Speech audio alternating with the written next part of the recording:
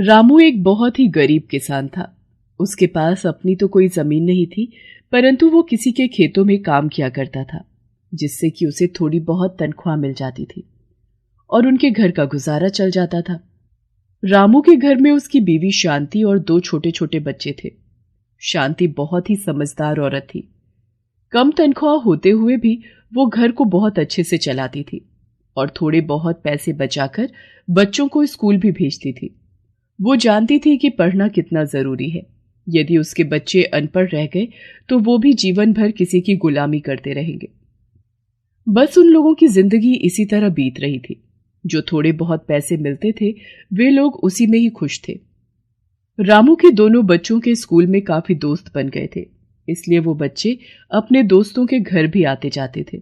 एक दिन दोनों बच्चे अपने दोस्त के घर गए, जिसके पिताजी जमींदार थे। उनका घर काफी बड़ा था और हर सुख सुविधा की चीज वहां पर थी। उस समय गर्मी का मौसम था और स्कूल में गर्मी की छुट्टियां चल रही थी। सोनू और मोनू जैसे ही अपने दोस्त के घर के अंदर घुसे तो वहां पर ठंडक महसूस हुई। उन्हें बहुत अच्छा लगा। अरे वाह, इनके घर में तो कितनी ठंडक है, पर हमारे घर में तो इतनी गर्मी होती है, वहां बैठना भी मुश्किल होता है। अरे ये अमीर लोग हैं, घर में एसी लगा हुआ है, इसीलिए ये घर ठंडा है। अपने दोस्त के घर को देखकर दोनों बच्चे मन ही मन सोचने लगते हैं कि ये लोग कितने खुशनसीब हैं। इनके पास तो सब कुछ है, इतना सुंदर घर और गर्मी से बचने के लिए एसी। दोनों बच्चे अपने दोस्त के घर से वापस आते हैं और आकर अपनी माँ से बताते हैं कि वहां पर उन्हें कितना अच्छा लगा। माँ, उनका घर तो बहुत ही सुंदर है। आपको पता है, हमारे घर में तो इतनी गर्मी होती है, परंतु उनके घर में इतनी ठंड थी, हमारा तो मन ही नहीं कर रहा था वापस आने का। माँ, क्या हम भी घर में एसी नहीं लगवा सकते?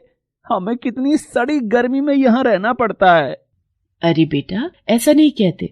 वो लोग अमीर लोग हैं, तुम्हारे पिताजी एक गरीब किसान हैं।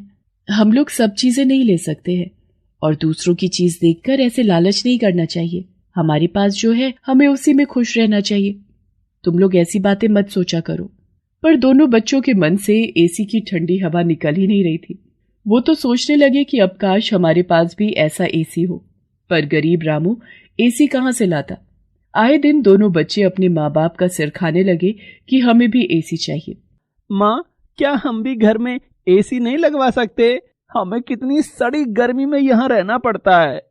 रामू अपनी बीवी से कहता है, देखो शांति, हम लोग तो बड़े हैं, हम समझते हैं कि हम ये सब चीजें नहीं ले सकते, परंतु ये तो छोटे छोटे बच्चे हैं। दूसरों के पास अच्छी चीजें देखकर इनके मन में लालच आना तो स्वाभाविक है। मैं चाहता तो हूं कि इनकी सब इच्छा पूरी हो, परंतु ये मेरे बस की बात नहीं है। मैं मजबूर हूं। अरे आप बिल्कुल चिंता न करें, ये तो बच्चे हैं, 2-4 दिन में जिद करके भूल जाएंगे। आप क्यों इतना सोच रहे हैं? और यदि भगवान ने कभी चाहा तो हमारे पास भी सब कुछ अच्छा होगा। बस आप ज्यादा सोचे नहीं। शांति इस तरह से अपने पति व बच्चों को समझा दिया करती थी। रामू जिसके खेत में काम किया करता था वो काफी पैसे वाला आदमी था, परंतु बहुत ही कंजूस और किसी की भी मदद ना करने वाला। उसके घर में उसके अलावा और कोई नहीं रहता था। उसकी शादी नहीं हुई थी, इसलिए वो अकेला ही लाखों रुपए का मालिक था, परंतु फिर भी कभी किसी की मदद नहीं करता था। इतना पैसा होने के बावजूद भी वो बहुत कंजूस था। एक बार रामू उससे कुछ पैसे उधार मांगने गया तो उसने साफ इनकार कर दिया। देखो भाई, जो काम करते हो उसी के पैसे लिया करो, उधार मांगकर मुझे परेशान मत करो। इसी तरह दिन बीत रहे थे। एक दिन रामू और उसकी बीवी शांति बाजार से कुछ सामान लेकर घर वापस आ रहे थे। तभी उन्होंने देखा कि सामने एक व्यक्ति गाड़ी से टकराकर सड़क पर गिर गया है और उसके पैर से बहुत खून निकल रहा है। लोग उसके आसपास भीड़ जमा किए हुए थे, परंतु कोई उसकी मदद नहीं कर रहा था। रामू ने जैसे ही आगे जाकर देखा तो वो ये देखकर हैरान हो गया कि ये तो उसके मालिक हैं। अरे अरे, ये तो मेरे मालिक हैं। लगता है इनका किसी गाड़ी से एक्सीडेंट हुआ है। कितना खून निकल रहा है। यदि हम इन्हें जल्दी से अस्पताल नहीं ले गए तो इनका बचना मुश्किल है। शांति भी बहुत अच्छे स्वभाव की औरत थी। उन दोनों ने मिलकर जल्दी से एक ऑटो रिक्शा किया और मालिक को उसमें लेटाकर जल्दी से अस्पताल ले गए। अस्पताल में डॉक्टर ने उनका चेकअप किया और रामू से कहा, इनका काफी खून बह गया है, इन्हें जल्दी ही खून चढ़ाना होगा। यदि आप में से कोई खून दान करेगा तो इनकी जान बचाई जा सकेगी। जी जी जी डॉक्टर साहब, मैं खून देने के लिए तैयार हूं। आप जितना चाहे खून ले लें, परंतु मेरे मालिक की जान बचा लें। डॉक्टर उसको अंदर ले जाते हैं और रामू अपने मालिक के लिए 2 बोतल खून दान दे देता है। तुरंत मालिक को खून चढ़ाया जाता है और कुछ ही घंटे में उन्हें होश आ जाता है। रामू शांति से कहता है, देखो शांति, मालिक का इस दुनिया में कोई नहीं है, इसलिए मुझे नहीं पता कि हमें किसे बताना चाहिए। अब हमारा फर्ज बनता है कि जब तक ये ठीक नहीं हो जाते हम इनका ध्यान रखें। तो तुम घर से कुछ खाना बनाकर इनके लिए ले आओ, मैं यहीं रुका हूं। शांति जल्दी से घर जाती है और घर में जो कुछ थोड़ा बहुत था बनाकर दोनों के लिए खाना अस्पताल ले आती है। मालिक को भी होश आ गया था। डॉक्टर उन्हें बताते हैं कि किस तरह रामू ने अपना खून देकर उनकी जान बचाई है, वरना जिस हालत में उन्हें अस्पताल लाया गया था उनका बच पाना बहुत मुश्किल था। मालिक ये सब सुनकर बहुत शर्मिंदा होते हैं कि उन्होंने रामू के साथ कितना बुरा व्यवहार किया, पर फिर भी उसने अपनी जान की परवाह ना करते हुए की जान बचाई। अगले दिन डॉक्टर उन्हें छुट्टी दे देता है और वे रामू से माफी मांगते हैं। रामू, यदि मैं चाहूं भी तो तुम्हारा एहसान जिंदगी भर नहीं उतार सकता।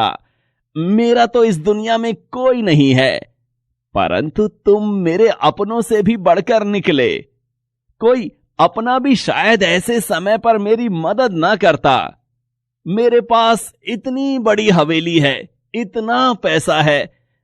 मैं चाहता हूं कि तुम लोग मेरे साथ मेरे घर पर रहो। तुम्हारे वहां रहने से मुझे भी लगेगा कि मेरे अपने लोग हैं मेरे पास। और तुम कितने ईमानदार भी तो हो। आज से मेरा कारोबार और गोदाम सब तुम देखना। इससे तुम्हें भी अच्छी खासी कमाई होगी और तुम्हारे बच्चों का भविष्य भी बन जाएगा। मालिक उन्हें कहता है कि वो आज से ही अपने परिवार और बच्चों को लेकर उनके साथ हवेली पर चले। शांति और रामू मालिक की ये बात सुनकर उनका शुक्रिया अदा करते हैं और अपने भगवान का भी शुक्रिया अदा करते हैं कि आखिर भगवान ने उनके सब कष्ट दूर कर ही दिए। बच्चे जैसे ही हवेली में घुसते हैं, वहां की ठंडी हवा महसूस करके और वहां लगे एसी को देखकर उनकी खुशी का कोई ठिकाना नहीं रहता। वो दोनों बच्चे खुशी के मारे नाचने लगते हैं। अरे वाह माँ, पिताजी, देखा हमारे पास भी एसी आ गया। अब हम भी बहुत शान और मजे से रहेंगे। बच्चों की खुशी देखकर रामू और शांति बहुत खुश होते हैं। वे अपने लिए तो ना सही, पर बच्चों के लिए सब चाहते थे। बच्चों ने जब से एसी की जिद लगाई थी, तभी से रामू और शांति चाहते थे कि भगवान उनके बच्चों को भी अच्छी जिंदगी और सुख सुविधा की सब चीजें दें। भगवान ने आखिर उनकी सुन ली थी। अब वो लोग हवेली में बहुत शान से रहते थे और अब एक गरीब किसान के पास भी एसी था। इसके बाद से वो लोग बस खुशी खुशी रहने लगे। अब उनकी जिंदगी में किसी चीज की कोई कमी नहीं थी। नामदेव एक गरीब मछुआरा था। अब उसकी उम्र हो चुकी थी। बच्चे भी अपने अपने परिवार के साथ अलग रहने लगे थे। नामदेव का शरीर कमजोर हो चला था, इसलिए वो अब मछलियां पकड़ने बीच समुद्र में नहीं जा पाता था। वो समुद्र के किनारे पर ही मछलियां पकड़ने के लिए चला जाता था। एक रोज, मंगला, मैं जरा समुद्र किनारे होकर आता हूँ। शायद कुछ मछलियां मिल जाए तो बेचकर पैसे आ जाएंगे। तुम भी कहाँ तक मेहनत करोगे जी? अब तुम्हारी भी तो उम्र हो चली है। आज बच्चों का सहारा होता तो हम भी आराम की 2 वक्त की रोटी खा रहे होते। मंगला, बेटों का नाम मेरे सामने ना ही ले तो अच्छा है। उन दोनों ने आज तक हमारी कोई खबर नहीं ली है। पिछले 2 साल से एक बार भी मिलने नहीं आए दोनों। चल, मैं आता हूं थोड़ी देर में। नामदेव का नसीब खराब था और जब एक गरीब का नसीब खराब हो तो सब कुछ गलत ही होता है। नामदेव अभी समुद्र के किनारे पहुंचा ही था कि अचानक, अरे नामदेव, क्या हुआ? लगता है बेहोश हो गया। भाइयों, उठाओ इसे और इसकी झोपड़ी तक ले चलो। क्या हुआ इन्हें? क्या हुआ भैया इनको? पता नहीं, समुद्र के किनारे मछलियां पकड़ते हुए अचानक बेहोश होकर गिर गया। नामदेव को शायद होश आ रहा है। पता नहीं सर्वेश भैया, अचानक आंखों के आगे अंधेरा आया और मैं गिर पड़ा। उसके बाद मुझे कुछ याद नहीं। सुनो जी, तुम आराम करो और अभी कुछ दिन समुद्र किनारे जाने की कोई जरूरत नहीं है। भगवान का लाख लाख शुक्र है कि कुछ नहीं हुआ, तुम ठीक हो। पर मंगला, अगर मैं समुद्र किनारे मछलियां पकड़ने नहीं गया तो हमारा गुजारा कैसे होगा? तुम चिंता मत करो, जब तक तुम ठीक नहीं हो जाते तब तक मैं समुद्र किनारे मछलियां पकड़ने जाऊंगी। पर मंगला, अब तो तुम्हारी भी उम्र हो चली है, कैसे जाओगी? सुनो जी, उम्र भले ही कितनी हो जाए पर इंसान की हिम्मत कभी नहीं बदलती। इंसान का विश्वास वैसे का वैसा ही रहता है जैसा उसने सोचा होता है। एक बार कोशिश कर लेने में क्या जाता है। मैं कल सुबह ही मछलियां पकड़ने समुद्र किनारे जाऊंगी और तुम कुछ दिन आराम करो। मंगला टोकरा और मछली पकड़ने का जाल लेकर समुद्र किनारे निकल पड़ती है। मंगला पूरा दिन जाल लेकर समुद्र किनारे बैठी रहती है, पर उसके जाल में एक भी मछली नहीं फंसती। तभी लाखन नाम का एक मछुआरा वहां आता है। अरे मंगला ताई, जितनी मर्जी कोशिश कर लो, तुम्हारे जाल में मछली नहीं फंसने वाली। ये हम जैसे सालों से मछली पकड़ने वाले मछुआरों का ही काम है, तुम्हारे बस की नहीं है। ताई, घर वापस चली जाओ और जाकर रोटी बनाओ।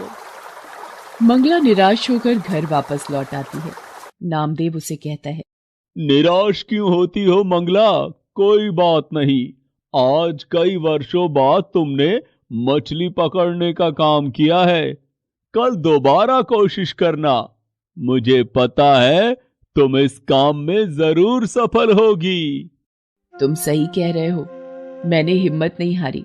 मैं कल एक बार फिर कोशिश करूंगी। अगले दिन मंगला दोबारा मछली पकड़ने के लिए समुद्र किनारे जाती है। लाखन उसे कहता है, मंगला ताई, दोबारा फिर क्यों आ गई? तुम्हें पता है तुम्हारी अब उम्र नहीं रही, तुम थक जाओगी, पर पूरा दिन मछली तुम्हारे जाल में नहीं आएगी। अरे मैं किसी मछली को छोड़ूंगा तभी तो तुम्हारे जाल में फंसेगी ना। लाखन, तुम मेरे बेटे की उम्र के हो, इसीलिए तुम्हें भी नसीहत दे रही हूं। कभी भी किसी गरीब का मजाक मत उड़ाना। किसी का नसीब बदलते देर नहीं लगती। तुम भी भगवान की बनाई इसी दुनिया में रहते हो और मैं भी। भगवान किसका नसीब कब बदल दें ये वही जानते हैं। मंगला की बात सुनकर लाखन चुप हो जाता है और अपना काम करने लगता है। मंगला इसी कोशिश में थी कि कुछ मछलियां जाल में फंस जाएंगी। बेचारी भूखी प्यासी समुद्र के किनारे जाल डालकर बैठी रही। शाम हो चुकी थी, सब मछुआरे अपने घर जा रहे थे। मंगला निराश होकर लौटने लगती है तभी लगता है कोई मछली फंसी, जाल में हरकत हुई है, देखो तो। अरे हाँ, ये तो सचमुच एक बड़ी मछली फंसी है, जल्दी से इसे बाहर निकालती हूँ। मंगला जाल में एक बड़ी मछली को देखकर बड़ी खुश होती है और उसे जाल से बाहर निकालने लगती है। तभी, मुझे छोड़ दो, मेरे छोटे बच्चे मेरा इंतजार कर रहे होंगे। अगर मैं उनके पास समय पर नहीं गई तो वो भूखे मर जाएंगे। मैं उनके लिए खाना लेने निकली थी, मुझे लगा रात हो चुकी है। सभी मछुआरे अपने घर जा चुके होंगे, इसलिए मैं समुद्र के किनारे पर भोजन तलाशने आ गई थी। मुझे नहीं पता था कि तुम यहाँ पर अभी भी रुकी हुई हो। तुम्हारी बहुत कृपा होगी, तुम मुझे अगर छोड़ दोगी तो। अगर मैंने तुम्हें छोड़ दिया तो हमें आज फिर भूखा सोना पड़ेगा। पिछले 3 दिन से मैं समुद्र किनारे पर आती हूँ पर खाली हाथ ही लौट जाती हूँ। आज बहुत दिनों के बाद तुम मेरी पकड़ में आई हो, पर मैं तुम्हारे साथ भी तो इतनी निर्दयता नहीं कर सकती। मैं तुम्हारे बच्चों की खातिर तुम्हें आजाद करती हूँ। तुम्हारा बहुत बहुत शुक्रिया, तुमने मुझे छोड़ दिया। अब मैं अपने बच्चों के पास जा सकती हूँ। मंगला, तुम बहुत ही दयालु हो, तुम्हारा मन बहुत ही कोमल है। तुमने मुझे छोड़ दिया, मैं भी तुम्हारी मदद करना चाहती हूँ। ये लो मंगला, ये एक जादुई जाल है। तुम इसे जब भी समुद्र में फेंकोगी तो ढेरों मछलियां इस जाल में अपने आप फंस जाया करेंगी। तुम आराम से अपने पति के साथ जीवन यापन करो। मछली मंगला को एक जादुई जाल दे देती है। मंगला वो जाल लेकर घर आ जाती है और सारी बात नामदेव को बताती है। मंगला, तुमने उस मछली के कहने पर उसे छोड़ दिया। पता नहीं ये जाल जादुई है भी या नहीं। सुनो जी, मुझे इससे कोई फर्क नहीं पड़ता कि ये जाल जादुई है या नहीं, पर किसी माँ को अपने बच्चों से जुदा करना वो भी तो सही नहीं था ना। मंगला अगले दिन वो जादुई जाल लेकर समुद्र किनारे जाती है और भगवान का नाम लेकर वो जाल को समुद्र में फेंकती है। अरे मंगला ताई, तुम पिछले एक हफ्ते से जाल को समुद्र में फेंक रही हो, पर तुम्हें पता है तुम्हारे हाथ कुछ नहीं आने वाला। अरे ये क्या, मंगला ताई के जाल में इतनी ढेरों मछलियां, ये कैसे हो सकता है? इतनी मछलियां तो आज तक मेरे जाल में कभी नहीं फंसी। और मंगला ताई ने एक बार ही जाल फेंका और उसी में ढेरों मछलियां आ गई। इसका मतलब वो मछली सच कह रही थी, उसने मुझे ये जादुई जाल दिया था। भगवान, आपका लाख लाख शुक्र है। आज मेरी बहुत कमाई हो जाएगी और आज हम पेट भर भोजन कर सकते हैं। मंगला सारी मछलियों को टोकरी में भरकर बाजार ले जाती है और उस दिन उसकी बहुत कमाई होती है। वो खुशी खुशी घर आती है और नामदेव को सारी बात बताती है। मंगला, आज मैं बहुत खुश हूँ। तुम्हारे नसीब से आज हमें भरपेट भोजन खाने को मिल रहा है। तभी लाखन चोरी चोरी नामदेव और मंगला की सारी बातें सुन लेता है और रात में जब नामदेव और मंगला सो रहे होते हैं, वह जादुई जाल को बदल देता है और उसकी जगह मामूली जाल रख देता है। अब देखता हूँ मंगला ताई कैसे जादुई जाल से मछलियां पकड़ती है। अब ये जादुई जाल मेरा है और समुद्र की सारी मछलियां भी मेरी ही होंगी।